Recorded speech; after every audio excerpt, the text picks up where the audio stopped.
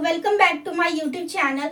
आज इस वीडियो में हम लोग रिस्पायरेटरी डिस्ट्रेस सिंड्रोम के बारे में पढ़ने वाले हैं। तो ये जो रिस्पायरेटरी डिस्ट्रेस सिंड्रोम होता है इसको हम लोग हाइलीन मेम्ब्रेन डिजीज के नाम से भी जानते हैं। ठीक है, तो चलिए देखते हैं कि ये होता क्या है। तो क्या बोल रहा है, it is a syndrome of premature infant caused by developmental infancy और insufficiency of surfactant production and structural immaturity of lungs. ठीक है, तो ये जो रिस्पायरेटरी सिंड्रोम है ये एक प्रीमेच्योर बेबी में होता है। ठीक है, प्रीमेच्योर मतलब कि वैसे बेबी जिनका जो बर्थ है वो 37 वीक से पहले आज हो गया। ठीक है, तो इसको क्या बोलेंगे हम लोग, प्रीटर्म या फिर प्रीमेच्योर इन्फेंट के नाम से हम लोग इसको जानते हैं। ठीक है, तो क्या होता है कि जो बच्चे होते हैं जो 37 वीक से पहले जिनका जन्म हो जाता है उनमें क्या होता है, ये रिस्पायरेटरी डिस्ट्रेस सिंड्रोम देखने को मिलता है। ठीक है, क्यों देखने को मिलता है, क्योंकि उनमें क्या होता है, इनसफिशिएंसी ऑफ सर्फेक्टेंट प्रोडक्शन, यानी कि जो प्रीटर्म बेबी होते हैं, जो प्रीमेच्योर बेबी होते हैं, उनमें जो सर्फेक्टेंट का प्रोडक्शन होता है वो क्या होता है, बहुत ही कम होता है या फिर नहीं हो पाता है। उसकी वजह से क्या होता है, ये हम लोगों को सिंड्रोम देखने को मिलता है। और जो 37 वीक से पहले वाले जो इन्फेंट होते हैं उनमें क्या होता है, लंग्स भी सही तरीके से क्या हो सकता है, इमेच्योर होता है, यानी जो लंग्स है वो इमेच्योर होता है, सही तरीके से मेच्योर नहीं हो पाता है। तो इसका मेनली क्या हो गया, दो कारण हो गया, एक तो लंग्स जो है वो इमेच्योर हो गया रह गया, और दूसरा क्या, सर्फेक्टेंट का सही तरीके से डेवलपमेंट नहीं हो पाया। तो सर्फेक्टेंट का डेवलपमेंट तो नहीं हो पाता, पर हम लोगों को सबसे जो इम्पोर्टेंट चीज है वो क्या है कि सर्फेक्टेंट होता क्या है। ठीक है, तो चलिए समझते हैं कि सर्फेक्टेंट क्या होता है। तो जैसे कि यहाँ पे दिख रहा होगा ये क्या है, एल्वियोलाई है। ठीक है, तो ये क्या है हमारा एल्वियोलाई, ये क्या हमारा एल्वियोलाई है। ठीक है, एल्वियोलाई का जो इनर लाइनिंग होता है, इनर लाइनिंग में क्या होता है, बहुत सारे सेल्स प्रेजेंट होते हैं। ठीक है, बहुत सारे क्या होते हैं, सेल्स प्रेजेंट होते हैं। इनमें से दो टाइप के सेल्स प्रेजेंट होते हैं, एक होता है टाइप 1 न्यूमोसाइट, ठीक है, और दूसरा जो सेल होता है वो होता है टाइप 2 न्यूमोसाइट। यानी कि एल्वियोलाई का जो इनर लाइनिंग है उसमें दो टाइप का सेल प्रेजेंट होता है, टाइप 1 न्यूमोसाइट और सेकेंड वन क्या है, टाइप 2 न्यूमोसाइट। तो जो टाइप 1 न्यूमोसाइट है वो क्या होता है, गैस एक्सचेंज में काम करता है। तो जैसे कि हम लोगों को पता है कि जो एल्वियोलाई होता है वो क्या होता है, गैस एक्सचेंज में हेल्प करता है, कार्बन डाइऑक्साइड को क्या करता है, एब्जॉर्ब करता है, और ऑक्सीजन को क्या करता है, ट्रांसफर करता है ब्लड वेसल्स में। तो वो जो एल्वियोलाई का जो गैस एक्सचेंज वाला जो काम होता है, फंक्शन होता है, वो किसके द्वारा होता है, टाइप 1 के द्वारा होता है। लेकिन टाइप 2 जो है वो क्या करता है, सर्फेक्टेंट का प्रोडक्शन करता है। ठीक है, तो जो टाइप 2 न्यूमोसाइट है वो क्या करेगा, सर्फेक्टेंट का प्रोडक्शन करेगा। अब ये जो सर्फेक्टेंट का, जैसे कि यहाँ पे ये हमारा टाइप 2 न्यूमोसाइट है। ठीक है, ये हो गया क्या हमारा टाइप 2 न्यूमोसाइट, ये क्या किया, सर्फेक्टेंट का प्रोडक्शन किया। और ये जो सर्फेक्टेंट का प्रोडक्शन करने के बाद ये जो सर्फेक्टेंट है ना, ये इसके इनर लाइनिंग पे जाके स्टिक हो जाता है। ठीक है, क्या हो जाएगा, ये इसके इनर लाइनिंग पे जाकर क्या चिपक जाएगा। इस तरीके से सर्फेक्टेंट क्या हो जाता है, चिपक जाता है इसके इनर लाइनिंग पे, कुछ इस तरीके से। अब ये जो सर्फेक्टेंट है वो क्या करेगा कि सरफेस टेंशन को क्या करेगा, डिक्रीज करेगा। ठीक है, तो ये जो सर्फेक्टेंट है ये क्या करेगा, सरफेस टेंशन को क्या करेगा, डिक्रीज करेगा। और सरफेस टेंशन जब डिक्रीज होगा तो लंग्स कोलैप्स नहीं हो पाएगा। ठीक है, और यही अगर क्या होगा कि अगर ये सर्फेक्टेंट जो है वो अगर डिक्रीज हो जाएगा, ठीक है, ये जो सर्फेक्टेंट है वो क्या हो गया, डिक्रीज हो गया। इसकी वजह से क्या होगा कि सरफेस टेंशन जो है वो इंक्रीज हो जाएगा। ठीक है, सरफेस टेंशन क्या हो गया, इंक्रीज हो गया। और इन सरफेस टेंशन की इंक्रीज होने की वजह से क्या होता है, जो लंग्स होता है वो कोलैप्स कर जाता है। ठीक है, तो अगर ये सरफेस टेंशन क्या हो जाएगा, इंक्रीज हो जाएगा, तो जो लंग्स है वो क्या हो जाएगा, कोलैप्स हो जाएगा। कैसे कोलैप्स हो जाएगा, ये हमारा पहले था कुछ इस तरीके से एल्वियोलाई, अब ये जो एल्वियोलाई हो जाएगा यानी जो लंग्स है वो कुछ इस तरीके से कोलैप्स हो जाएगा। ठीक है, जिसको हम लोग क्या बोलते हैं, एटेलेक्टेसिस भी बोलते हैं हम लोग, मेडिकल सर्जिकल नर्सिंग में आप लोगों ने पढ़ा होगा। ठीक है, तो ये क्या हो गया, नॉर्मल एल्वियोलाई, ये क्या हो गया, कोलैप्स्ड एल्वियोलाई हो गया। तो यही इंपॉर्टेंस है क्या, सर्फेक्टेंट का, कि अगर सर्फेक्टेंट नहीं प्रेजेंट होगा तो जो लंग्स होता है वो कोलैप्स कर जाता है। अब देखिए, अगर जो लंग्स है ये इस तरीके से क्या होगा, कोलैप्स हो जाएगा, इस तरीके से कोलैप्स हो जाएगा। ठीक है, तो यहाँ से क्या ऑक्सीजन इंटर कर पाएगा, ऑक्सीजन इंटर कर पाएगा, नहीं कर पाएगा। यहाँ से कार्बन डाइऑक्साइड निकल पाएगा, नहीं निकल पाएगा। वहीं अगर इसमें हम लोग देखें तो ऑक्सीजन क्या होता है आराम से इंटर कर पा रहा है, और कार्बन डाइऑक्साइड भी आराम से क्या कर रहा है, निकल पा रहा है। तो यहाँ पे बच्चा आराम से सांस लेगा, उसको कोई भी ब्रीदिंग का डिफिकल्टी, कोई भी प्रॉब्लम नहीं होगा। लेकिन इसमें क्या होगा कि सांस लेने में बहुत ज़्यादा दिक्कत होगा, बच्चा बहुत फोर्सफुली सांस लेना चाहेगा, उसको सांस लेने में डिफिकल्टी होगा, सही तरीके से ऑक्सीजन पास नहीं हो पाएगा। तो ये सब डिफिकल्टी क्या होता है, कोलैप्स लंग्स में होता है। ठीक है, तो यही क्या था, इंपॉर्टेंस था सर्फेक्टेंट का। सर्फेक्टेंट की वजह से, मेनली सर्फेक्टेंट की वजह से क्या होता है, हमारा रिस्पायरेटरी डिस्ट्रेस सिंड्रोम होता है। सर्फेक्टेंट, और ये जो सर्फेक्टेंट है वो प्री मेच्योर बेबी में नहीं बन पाता है। ठीक है, क्योंकि ये जो सर्फेक्टेंट का जो प्रोडक्शन है वो स्टार्ट ही होता है कब, 20 वीक में स्टार्ट होता है। ठीक है, 20 वीक में स्टार्ट होने के बाद ये जो है पीक पे कब जाता है, 35 वीक में। यानी कि जो लंग्स है वो फुल्ली डेवलप कब हो जाता है, 35 वीक में क्या हो जाता है, फुल्ली डेवलप हो जाता है। ये जो सर्फेक्टेंट है ये पूरी तरीके से इस पे क्या हो जाता है, ऐड हो जाता है, स्टिक हो जाता है, मतलब चिपक जाता है। लेकिन अगर 20 वीक से, यानी कि बोल सकते हैं जैसे कि हमें पता है कि 20 से लेके 35 वीक क्या है, सर्फेक्टेंट के बढ़ने का टाइम है। ठीक है, अब इस पीरियड के बीच में अगर किसी का भी क्या हो जाएगा, बर्थ होगा, तो क्या उस पे सर्फेक्टेंट बना हुआ रहेगा, नहीं बना हुआ रहेगा। देखिए, इससे पहले तो 20 से पहले अगर किसी का जन्म हो रहा है तो वो तो नहीं ही बना हुआ रहेगा, क्योंकि 20 से क्या हो रहा है, स्टार्ट हो रहा है, स्टार्टिंग फेज है।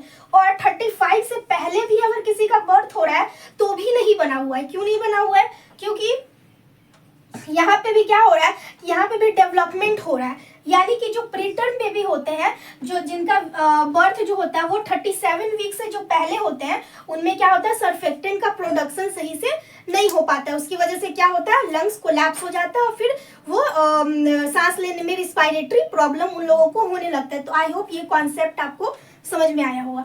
अब देखते हैं हम लोग इसके इटियोलॉजिकल फैक्टर, कौन कौन से इटियोलॉजिकल फैक्टर यानी कौन कौन से कॉजेज हैं। सबसे पहले हमारा प्रीटर्म इन्फेंट, तो वही बात है जो मैंने बताया है कि जो बच्चे होते हैं, जो प्रीटर्म इन्फेंट होते हैं, उनमें क्या होता है, सर्फेक्टेंट का प्रोडक्शन नहीं हो पाता है। क्योंकि जो प्रीटर्म इन्फेंट होते हैं वो क्या होता है कि 37 वीक से पहले जो बच्चे जन्म लेते हैं उनको हम लोग क्या बोलते हैं, प्रीटर्म इन्फेंट बोलते हैं। ठीक है, जो 37 वीक से पहले जिनका बर्थ हुआ वो क्या हो गया, प्रीटर्म बच्चे हो गए। और 35 वीक में ये बन के ही खत्म होता है, यानी कि बनना बंद ही होता है। यानी कि 35 या फिर 37 वीक से पहले जो भी बच्चे जन्म लेंगे वो उनमें क्या होगा, ये डेवलप नहीं हो पाएगा सर्फेक्टेंट। फिर है हमारा सेकेंड क्या है, मैटरनल डायबिटीज। तो मैटरनल डायबिटीज की वजह से भी रिस्पायरेटरी डिस्ट्रेस सिंड्रोम हम लोगों को देखने को मिलता है। क्यों देखने को मिलता है, तो जो ये हमारा सर्फेक्टेंट है, ठीक है, ये जो हमारा सर्फेक्टेंट है ना, ये 3 कंपोनेंट से मिलकर के बना होता है। ठीक है, ये क्या हो गया, 3 कंपोनेंट से मिलकर के बना हुआ होता है। अब ये जो 3 कंपोनेंट है वो कौन कौन से हैं, पहला है पीजी, दूसरा है पीआई, तीसरा है पीसी। यानी कि ये 3 कंपोनेंट से मिलकर के बनता है क्या, सर्फेक्टेंट। इसका फुल फॉर्म क्या है, फोएफार्टिडी glycerol and फोएफार्टिडी inositol and Colin. ठीक है, तो ये इसका क्या है, 3 कंपोनेंट है। अब क्या होता है कि जब मैटरनल ब्लड में, और यहाँ पे बता देती हूँ, तो क्या होता है जब मैटरनल ब्लड में क्या होता है, शुगर लेवल हाई होता है। यानी डायबिटीज मतलब क्या हो गया, डायबिटीज मतलब पता है कि शुगर लेवल क्या होता है, हाई होता है। तो जब मैटरनल ब्लड में क्या होगा, शुगर लेवल हाई होगा, तो वो जो शुगर लेवल है, जो ग्लूकोज है, जो शुगर है, वो क्या कहाँ पे पास होगा, बच्चे में पास होगा, प्लासेंटा के द्वारा। ठीक है, तो मदर में क्या हो गया, शुगर लेवल हाई हो गया। ठीक है, मदर में शुगर लेवल हाई हुआ तो प्लासेंटा के द्वारा किसमें होगा,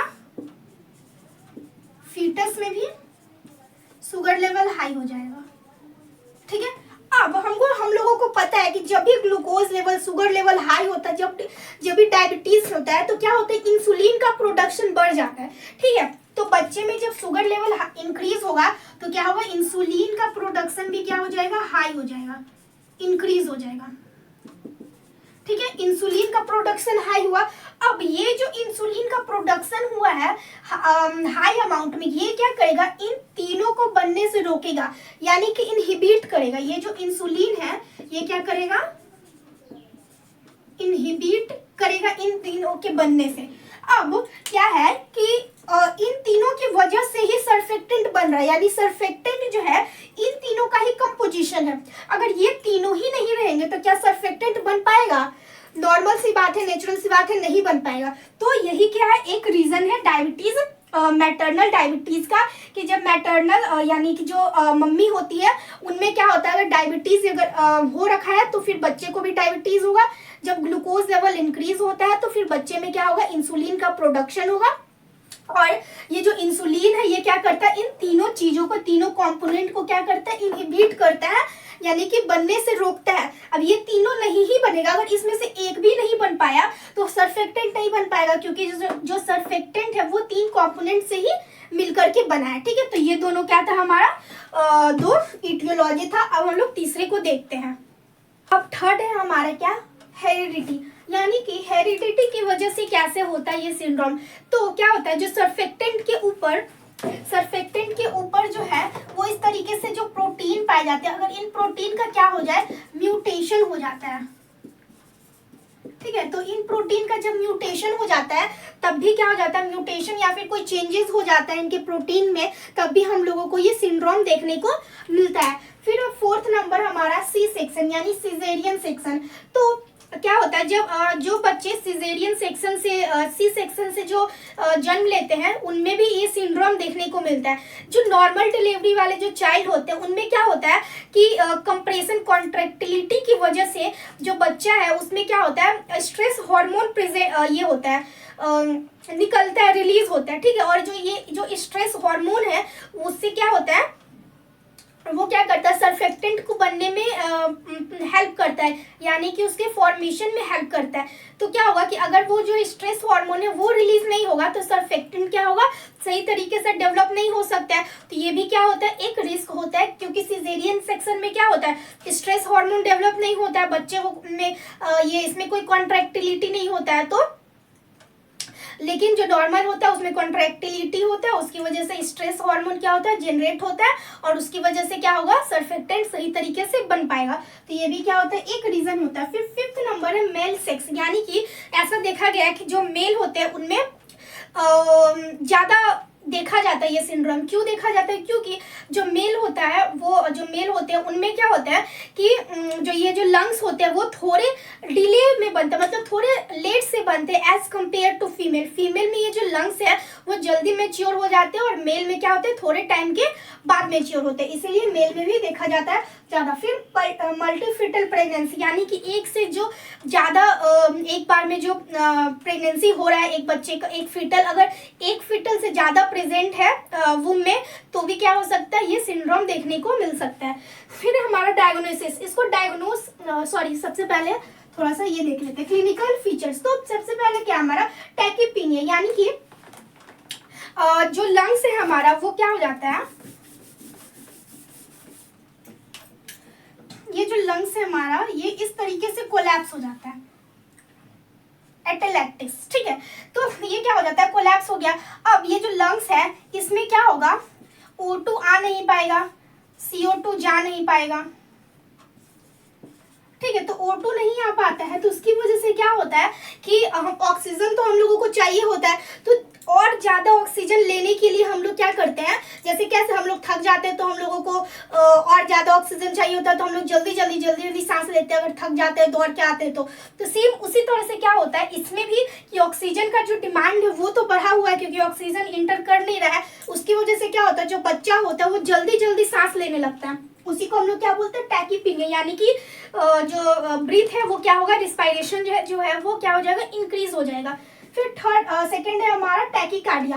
तो इसकी वजह से क्या होगा कि जो ऑक्सीजन का डिमांड बढ़ने से क्या होगा, जो हार्ट है वो जल्दी जल्दी क्या करेगा, कॉन्ट्रैक्ट करने लगेगा, यानी कि जो हार्ट का जो कॉन्ट्रैक्टिलिटी है, जो हार्ट रेट है वो भी क्या हो जाएगा, इंक्रीज हो जाएगा। तो क्या हो जाएगा, टैकीकार्डिया, यानी कि हार्ट रेट का इंक्रीज हो जाना। फिर chest wall retraction. Chest wall retraction मतलब होता है क्या कि जब एकदम बोल सकते हैं एकदम बहुत ज्यादा फोर्स लगा करके जब हम लोग क्या करते हैं, सांस लेते हैं, तो हमारा जो चेस्ट वॉल होता है वो क्या हो जाता है, टाइट हो जाता है। उसी को हम लोग क्या बोलेंगे, चेस्ट वॉल रिट्रैक्शन, यानी कि पूरी तरीके से फोर्सफुली इनहेल करना। फिर है क्या, साइनोसिस। अब जब ऑक्सीजन बॉडी में जा नहीं रहा है, हम लोगों को पता है कि जब ऑक्सीजन बॉडी में नहीं जाता है तो उसकी वजह से क्या होता है, साइनोसिस, यानी ब्लूइश कलर का स्किन दिखने लगता है लैक ऑफ ऑक्सीजन की वजह से। अब है हमारा क्या, डायग्नोसिस, यानी कि हम लोग कैसे इसको डायग्नोस करेंगे। पहला हमारा फिजिकल एग्जामिनेशन, ठीक है, तो फिजिकल एग्जामिनेशन करके हम लोग पता लगा सकते हैं। सेकंड है हमारा चेस्ट एक्सरे। चेस्ट एक्सरे जब हम लोग करेंगे तो हम लोगों को कोलैप्स इस तरीके से लंग्स दिखेगा, जिसको हम लोग एटेलेक्टेसिस बोलते हैं। फिर है एट्रियल ब्लड गैस। जब हम लोग एबीजी करेंगे तो उसमें हम लोगों को एसिडोसिस देखने को मिलेगा।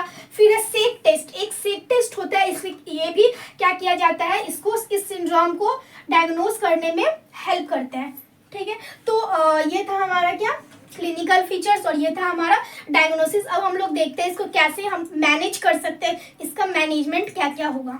तो ये है कुछ मैनेजमेंट जो हम लोग रिस्पायरेटरी डिस्ट्रेस सिंड्रोम वाले इन्फेंट में करते हैं। तो पहला क्या है, इम्प्रूविंग वेंटिलेशन, ठीक है, तो उसको ऑक्सीजन दे करके, ऑक्सीजन प्रोवाइड करके उसके जो वेंटिलेशन है उसको क्या करेंगे हम लोग, सपोर्ट करेंगे। फिर करेक्शन ऑफ एसिडोसिस, जो एसिडोसिस बढ़ा हुआ था उसको क्या करेंगे हम लोग, करेक्ट करेंगे। फिर थर्ड है क्या, एंटीबायोटिक्स। तो अगर कोई भी हम लोग कुछ ऐसा प्रोसीजर कर रहे हैं या फिर उसको पल्मोनरी इन्फेक्शन या किसी तरीके से इन्फेक्शन होने का चांस है, तो उसमें हम लोग क्या करेंगे, एंटीबायोटिक्स को प्रोवाइड करेंगे। फोर्थ है हमारा मॉनिटरिंग ऑफ बेबी कंडीशन, यानी जो बेबी है उसके कंडीशन को टाइम टू टाइम चेक करते रहेंगे, उसके पल्स को, उसके बीपी को, उसके रिस्पायरेटरी रेट को, उसके स्किन कलर को। तो ये सब करके चेक करके हम लोग बेबी के कंडीशन का पता लगा सकते हैं। फिर फिफ्थ है हमारा क्या, सर्फेक्टेंट थेरेपी।